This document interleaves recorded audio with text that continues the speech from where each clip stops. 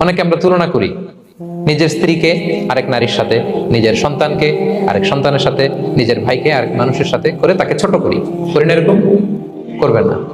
অনেকে দেখবেন ছেলে মেয়ে একটু ভালো পড়াশোনা করে নেই, বলে যে কি করলি তুই, ওই দেখ পাশের বাড়ির ওই ছেলে A+ পাইছে, যা তার পা ধোয়া পানি খা। কমন কথা, ওর কি খা? পা ধোয়া পানি খা। এটার একটা ভালো ব্র্যান্ডিং করা যেতে পারে, মানে A+ পাওয়া ছেলেদের পা ধোয়া পানি, এটা এরকম মিনারেল ওয়াটারের বোতলের মতো বিক্রি করলে ভালো ব্যবসা হবে, কি বলেন? এটা হচ্ছে আমাদের মুরব্বীরা, টিপিক্যাল মা বাবারা এটা বলেন, ভুল করেন, ওনারা বুঝেন না, ওনারা বুঝেন না। কখনো কম্পেয়ার করবেন, এটা করে আপনার ছেলের মনোবল আপনি আগেই ভেঙে দিচ্ছেন, ঠিক কিনা? আপনি দায়ী আপনার ছেলে কিছু না পারার কারণে। আপনি সাহস দেন নিজে, পাশে থাকেন নিজে।